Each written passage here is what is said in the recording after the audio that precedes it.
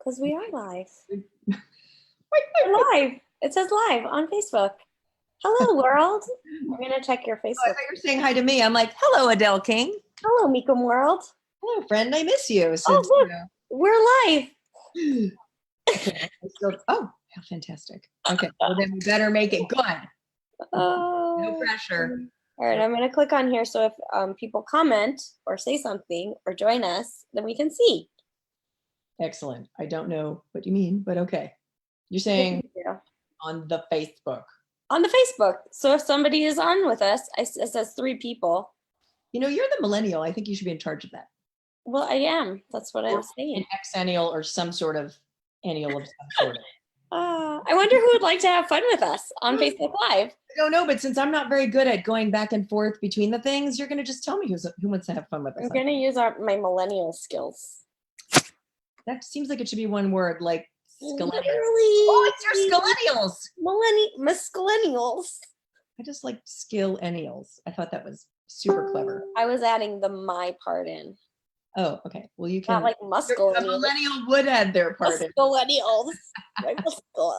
Oh, there's that. Okay. Well, you know, very exciting. Super exciting. First off, it's fun to just see my friend. Yes, we haven't seen each other very much in Coronaville. No, it's a true story. But we do blab on the phone quite often, as we would know that. But since you're in charge of see if anybody has a question, we just kind of wanted to get together, and I want to tell that story about Happy Chicharrone. About what? Happy Chicharrone. What's that? I don't know that story. You know the story. I said I was on Facebook the other day, as one does, and I was somebody said they posted a thing about, it was the first time I saw the meme of, hey, your Corona pandemic name, not to be flippant about it, is whatever the emotion that you're having right now and whatever you ate out of your cupboard. You did not tell me this. This is the first time hearing about this. Well, funny enough, ironically, I'm happy. I'm like a happy person most of the time. So I wrote happy, and I had just eaten a chicharrone, a fried pigskin with barbecue on it or something, because I'm mostly keto. And so I wrote happy chicharrone. And then the person, and I don't know if she meant this, but she was like, you're happy? And then she was very confused, because people get confused that you can be happy during something that is really kind of terrible for a percentage of people. They're dying and sick, but I'm not. So I was clear that I was happy, and I said it without thinking, but I noticed the judgment that kind of came from other people. Well, that's the thing, is people also think that if you're happy in the midst of all of this, that you don't care, or that you're like unaware or insensitive to what is going on in the world around you, as though you're oblivious or it doesn't exist, which isn't true either. No, I'm a mega empath. I'm aware of the planet and all the tension and stress on it. Mega. I just, I'm aware, but I don't need to be at the effect of. Yeah. Because I'm willing to acknowledge how aware I am of the thoughts, feelings, and emotions of beings around me and even not around me. So I don't need to be at the effect of all those thoughts, feelings, and emotions, but I can be kind because I'm aware of their. Well, and it's there's always misery happening and there's always joy happening. Somebody, a friend who I grew up dancing with just messaged me. Someone I know has just recently purchased her parents' house, and I was like, oh, it's such a small world, and how are you? How are your family? How's your family? And her brother just had a baby. She just became an aunt. I was like, that's amazing. So it's also a little bit like, what radio station are you tuned into? Are you tuned into the joy? Are you tuned into the happy news about how the pollution has gone down in China with everybody being sheltered in place? Or are you tuned into the misery? And I it's really strange to say, but I've been so happy since the shelter in place has been instituted, which it's bizarre. And I get that it's a little weird, but we have 13 people live with us, Meakim. Whoever's on here, can you tell us a question about anything? Roshni's live with us. I don't know who else. Who, what? Roshni? Roshni! Yeah. Darling. So, yeah, I can't, it's too much. I won't be able to. Oops. You can be in charge of that. Yeah, no, I was thinking a lot about being aware, and one of my favorite things about access consciousness, which is so easy, is that you stay in question about everything. You don't come to conclusions, or you don't kind of defend the rightness or wrongness of a point of view. You stay in question about like, hey, what can I choose today? What'll be fun for me today? I just always think about what's going to grow my business, what's going to grow consciousness, what's going to be nurturing to my body, what's going to be nurturing to my friends or family. Like, that's just what I look at. So my favorite things are questions. So, you kind of look at, we talk about the joy thing. Can I tell the story about what Dane said to you? Because that's my favorite thing. Oh yeah, it's a funny one. Do you want to tell it or me? Um, Because my part of it, I just think it's so funny. Go ahead, you tell it. You're very Because excited. sometimes people will think that they're cranky or unhappy or something. And Dane said something to her. He said, the truth, you know what the truth about you is? He goes, you're No, happy. he said to me, the only thing wrong with you, the only thing that's ever been wrong with you is that you're happy. And he was like, and you're the only one who doesn't seem to get it. And I was like, oh, I'm happy? Mm-hmm. And it clicked in a different way. And he was like, yes, duh. And I was like, oh, awesome. Well, And then I went like the opposite direction and was like incredibly miserable and cranky for like 2.5 months. was that all it was? Felt like forever. I know. It was a very long 2.5 months. Well, when people are pretending to be something they're not, it's very heavy feeling. It requires a lot of energy. Huh? We're getting lots of hearts. We love you too, guys. Thank you for the love. There's a kitty cat right over here too, the schmoodle doodle. Zachary. Oh, I miss Zachary. Now that alone right there is like a, what do you call it? It's like having a energetic massage. He is just so snuggled. Oh, hi, Elliot. Oh, hello, neighbor. And Timian, if I'm pronouncing that correctly. I don't know, but hi, Timian. Does anybody have a question about more possibilities? Oh, yeah. That's my favorite thing. If you guys have any questions. We just sort of like came on. She was talking to me about the possibility of peace in uncertain times. And I was like, oh, that's just juicy, isn't it? I was just noticing that a lot of people were talking about being really scared and really sad. And I know that there's like a lot of unpredictability and uncertainty right now. Like for the last few weeks, I mean, there was a week there where like almost every hour something was changing massively with like, I don't know, like things being closed and things being changed and things being canceled. And when people are so used to their routine and life being really certain and predictable and 5-year plans and all of that, like I could tell it was really impacting people. And really strangely, I kept getting happier and happier. And I felt a little bad about that, but also I was having too much fun. So. I was being a happy chicharrone. Yeah, I think it can be so confusing to people, but I'm willing to receive judgment for that. I'm willing to be happy no matter fucking what. Sorry, Dr. Meakim does not usually curse, but I'm willing to be happy no matter what. No matter what. No matter what. Can I say, do you think it's appropriate to say the thing I did last August that you helped me with? No. You do remember anyway, there's sometimes when life throws you a curveball, literally the size of a peach. Yes. Which is interesting because that had a similar where it was like shit got real intense and then you got happier.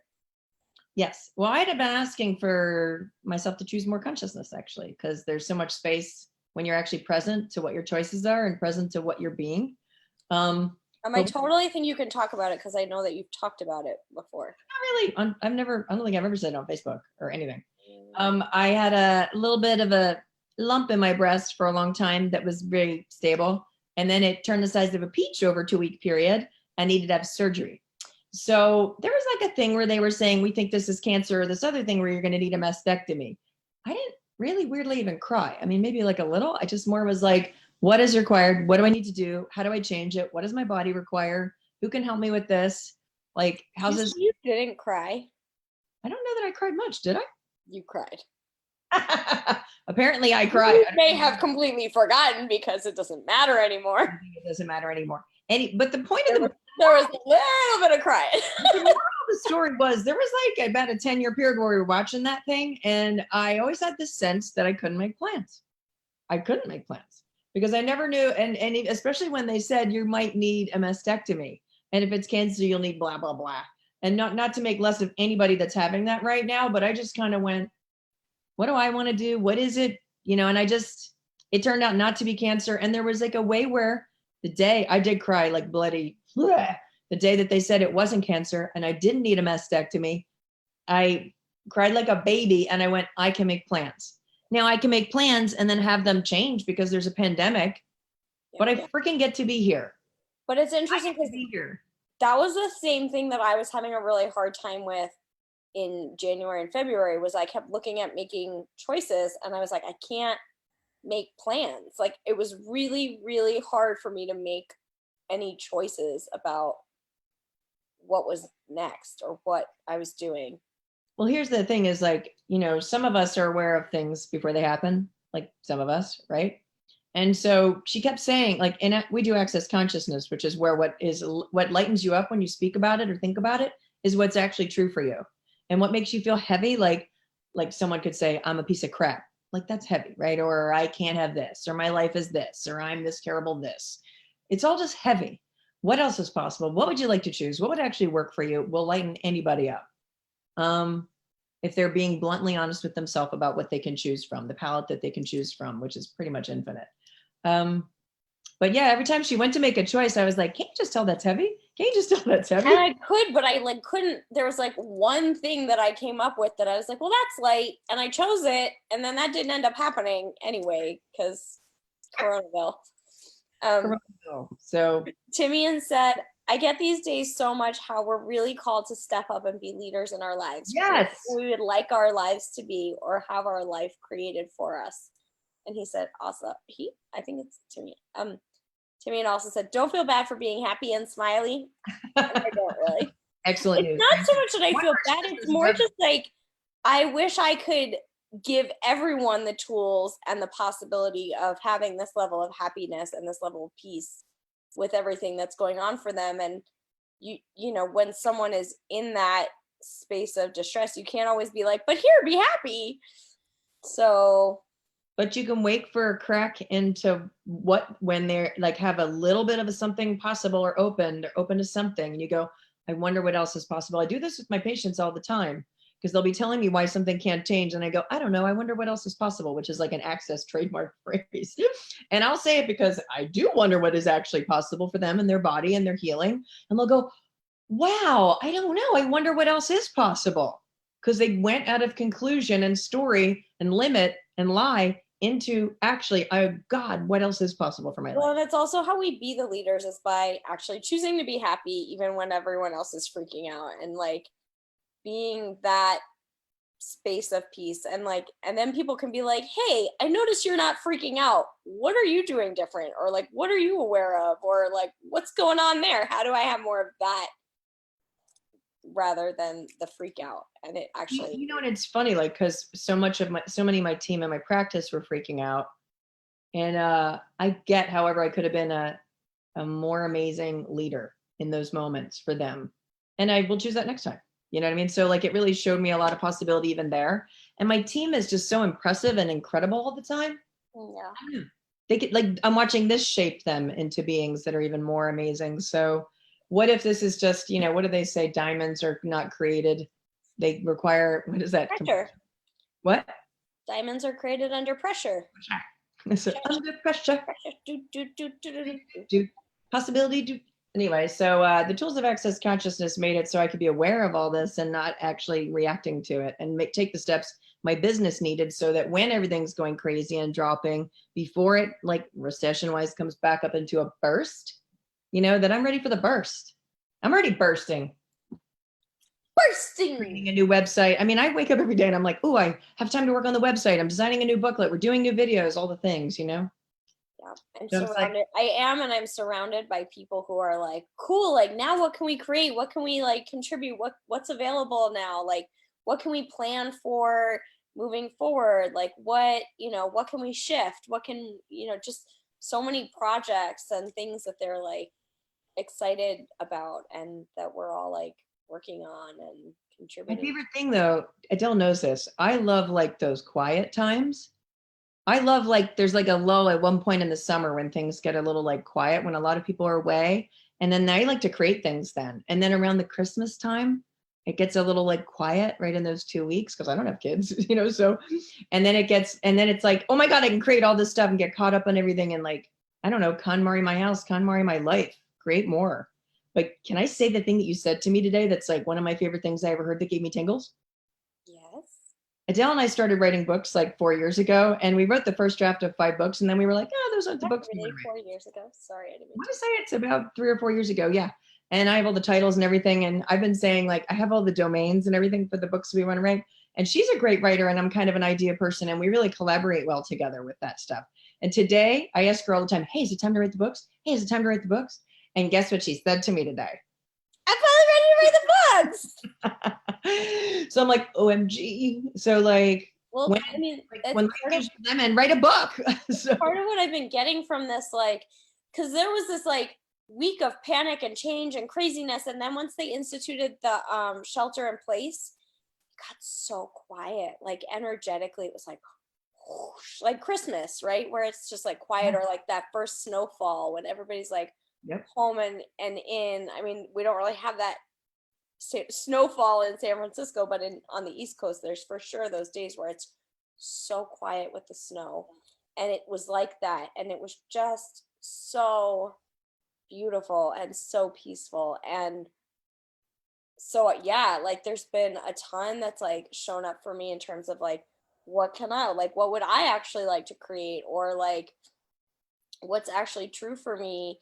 And we talk in Access a lot about allowance, which is where things just get to be as they are, what they are, without right or wrong or judgment or aligning and agreeing or resisting reacting to it.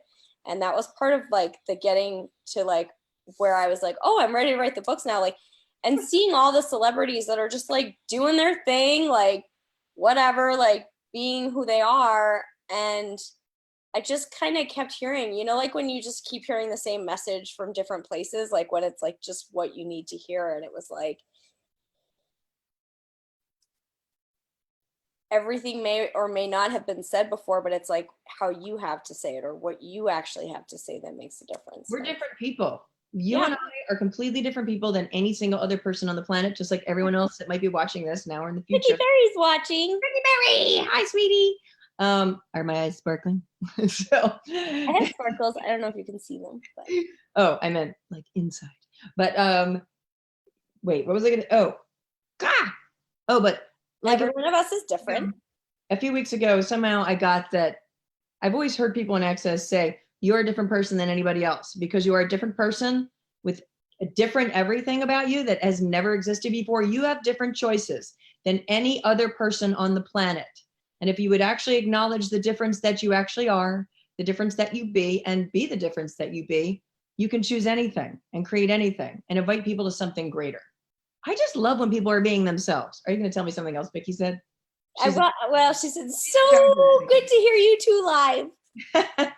I'm I was also going to add that we were both just in a workshop with Brendan Watt, which was the brilliant Brendan Watt. amazing. And I really got this thing about being different in a different way. Hi, Stephanie Lind. Because there was a friend of ours, a mutual friend of ours, who was in the class as well. And I won't say who it was, just in case they don't want me to say. But she went into the class and was like, this thing about like everybody's different. Like I look around the room and people don't look that different to me, like in the sense of like, outrageous or like wild looking, like, punks with their like spiky hair or anything like that is what it means to be different. And then by the end of the class, like 3 days later, she's like, well, Brendan, you're different than Dane, and Dane is different than Gary. And I was like, different. That's what it means. It's just we're all different. Is that when you got that? Yeah. Well, I mean, like in a whole like I got it on another level, and I was like, oh, that's beautiful. and I don't even know that she had gotten it, because she was like saying it, and I don't think she had connected the two. But I was like, oh, it doesn't mean that thing. It means this thing. Like, we just are different. And I remember you saying it that day we had the brunch, where you were like, everyone around this table, these beautiful women, are also unique and different. And so I got it in that sense, but I never put it together with this other thing of like, well, like when you hang out with people, have you ever met someone that's like someone else? Like every single person is so different and unique. And that is why I thought it was so funny that like when you're in high school or whenever people are, that they want to be the same as someone else. Because the difference that they are is the thing that is unique. And it is that truly the gift that they be in the world. Like Vicky Berry, who's on here, completely different. Okay, I have never met anybody like Vicky Berry. Okay, she celebrates the tiny things in life and the moments and the connection. She is a happy person. She is a happy person and she wants to make everyone's life around her better. Elliot, who was also on here, he is sassy and a little sarcastic, but he's asking questions. He's kind of like, every time we're on, he like wants to know what we're talking about. Consciousness. It includes. And one of the things I love about Elliot is the way that Elliot engages with us when he does. Thank you, Elliot. We love the engagement. Yeah. It's like we're engaged. It's official. Yes. So different. And it's interesting too, because we're actually talking tonight about competition. And when you actually get how different everyone is, it's like impossible to compete, because it's like there's just no comparison. Competition is so funny. The book is so good. It's the 10 Keys to Total Freedom. And we've been doing a book club for, I guess, 8 months, because this is the 8th one. And I tend to do a book club or a class on something that I want to know more about. Or if I know something about it, I like to share it. But this chapter, No Competition, because it's one of the 10 keys to, what is Elliot going to Elliot said, let's get engaged. You're precious. You're just precious. If you liked it, you would have put a ring on it. So anyway, the no competition chapter, the part that was so fascinating was people will compete with you if they think they have no value and if they don't get the contribution that they are. And if they are trying to, win or not lose and be right or wrong. And I thought, people could just give all that up. Oh, speaking of which, can we go back to the moment where I was sitting with you after the like, hey, let's not, when I said to her, like, you're different than anyone else. Your molecules, the being that you be is different than anyone else. And I said, can you acknowledge it now? And you started to say something like that is true about you, that you are kind, that you are brilliant. I don't know what you said. You said 3 things. And I was like, and what if what you be is undefinable?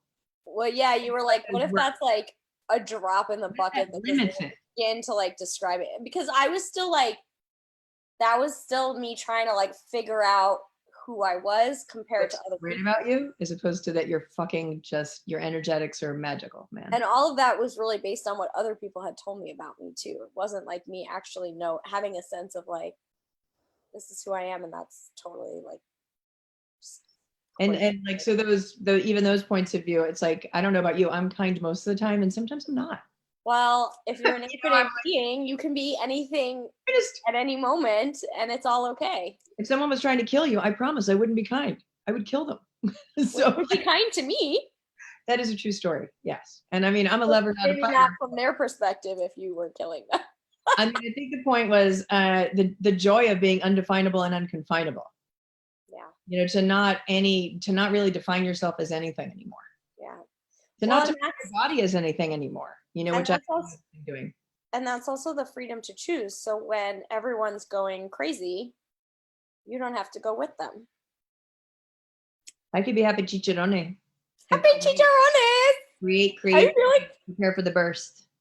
I just like picture one of those like weird little YouTube videos of a little chicharrone like dancing. That's me, but me with a little chicharrone suit. But yeah, I don't know. We might, one main thing is like, the target of this, my target in life is to never be at the effect of anyone or anything. Really to just choose and be me at all times. And so one of the things that I found was really useful around this time is to be in allowance of everyone else's emotions and points of view, and just really be so much space for them to have their freak out, to have their whatever, just that was the last thing that I thought I had written down for myself to say, because one of the greatest gifts is to be like, for sure, you've been that kind of level of space for me when I was going through like the weird breast tumor phase. And you were during my long 2.5 months of Or I'm going to put shenanigans. in quotes, lack of joy / looked like depression, but wasn't. It was like pretending not to be joyful. So, It was me like laying on the couch being like, meh, meh, which they might notice is a little heavy. meh. Even just the energetics, you don't have to say words of what's heavy for you. It's literally just, you know, you're supposed to, you know, it's just got that Like, tone. hey, let's play. And I was like, meh. Yeah. At one point I just go, you can call me back when you feel happy again. And she was like, are you telling me you don't want to be my friend when I'm not happy? I was like, well, you're not really there when you're not happy, but I'm still your friend. You just aren't being like yourself. I was like, I'll still talk. You just seem like I annoy you when I'm this happy when you're not. But I really appreciated that you were never like, be happy with me. And I was like, meh, meh. Well, I kind of a little bit wanted to pretend and be like, be happy with me. But I know enough to honor somebody when they're really committed the way you were. So the thing is, it's like, you know, I actually, when I had my surgery, I said to her, please, if I turn into I'm just going to say it, asshole, help me stop. Like, well, like after I didn't know how I was going to feel or something like that. And she did, because there was some moments where it was tricky and I was just like, and she just helped me become me again, really be me through it. So. And then you got super happy. I know then I was like, wow, I'm happier than before the surgery. This is fascinating. It is fascinating. Especially when you were dressed up as Snow White, like flitting around your living room and singing la la la la. Yes, yes, That's yes. one of my favorite moments. That video. Yeah, she wouldn't sing with me because I was too happy dressed as Snow White for Halloween. But anyway, I think we're done with whatever we were going to say. So too. Unless there's someone with a question, feel free to check. No questions right now. Gosh darn it, people, there's going to be all these questions after. Oh, tell them about what we're doing on Sunday. Well, so we're doing a Zoom on Sunday at noon Pacific called The Possibility of Peace in Uncertain Times. We made it super, it's like $20. So if you'd like to join us, we wanted to make it like really easy for you to choose it. And it really comes from that place of like noticing, hey, I'm having a really different experience in the midst of everything that's going on, and maybe some other people would be interested in that, maybe not. And it's some of the most gorgeous basic tools of access consciousness that are never basic but easy to use. Yeah, they're genius. Still, my favorite tools are the first few tools I ever learned. That are kind of how we got here. Yeah, so that, and then we're doing our 10 Keys book club, which you can check out. And if anyone wants to not do competition, she can put the link on there. It's tonight at 6:30. Oh, Jeremy Kerrigan said, thanks for sharing today. It was helpful. Kerrigan! Hello, darling. Hello, doctor. So, so you're invited to come play with us more. No competition tonight at 6 Thursday, because competition is a killer of all possibilities. I guess it's just a choice, but it seems no fun to me. So anyway, goodbye, y'all. Just ask yourself what else is possible with all of it. Bye, King. See you soon on the other thing. Bye. Bye.